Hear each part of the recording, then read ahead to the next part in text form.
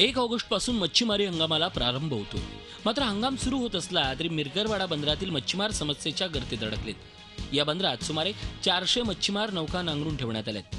पण या नौकांना गेल्या काही वर्षापासून गाळाची समस्या भेडसावते.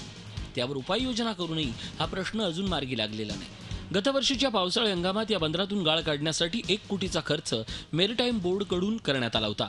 त्यावेळी 12 लाख घनमीटर इतका गाळ काढण्यात आल्याचा दावा मेरिटाईम बोर्डाकडून करण्यात आला. गेल्या काही वर्षापासून या बंदरातील गाळ काढण्यासाठी शासनाच्या निधीतून लाखोचा निधी खर्च पडलाय. पण हा निधी गाळात वाया गेल्याचं मच्छीमारांचं म्हणणं आहे. तात्पुरती समस्या मार्गी लागत असल्यानं मच्छीमारही हैराण झालेत. बंदी 1 ऑगस्टपासून उठणार असून ट्रॉलिंग मच्छीमारीसाठी आमच्या बंदरातील नौका तर मासेमारीसाठी जातील. त्या बाहेर जाण्यासाठी जो बंदराचा गाळ आलेला आहे त्याच्यामुळे त्या पूर्ण अडकून आहेत.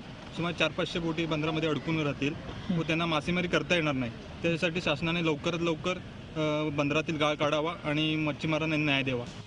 चालू पावसाळ्याच्या कालावधीत समुद्रात आलेल्या प्रचंड उधाणाचा फटका गाळाच्या समस्येला आणखीन कारणीभूत ठरल्याचं इथल्या मच्छीमारांचं म्हणणं आहे. समुद्र उधाणामुळे या बंदरात मोठ्या प्रमाणात गाळ साचल्यानं मच्छीमारी नौका बाहेर काढण्याचा प्रश्न उभा राहिला आहे. या बंदरातील मलबारी आणि समिना या 2 महत्त्वपूर्ण आणि मोठ्या संख्येनं उभ्या केल्या जाणाऱ्या नौका आहेत. पण त्याच नौका वाळूच्या गाळानं वेढल्या आहेत. मच्छीमारीसाठी या नौका बाहेर काढण्यासाठी जेटीमधील गाळ मार्गी लागणं नितांत आवश्यक बनलंय. प्रणव पोळेकर, झी मीडिया, रत्नागिरी. झी 24 तास रहा एक पाऊल पुढे.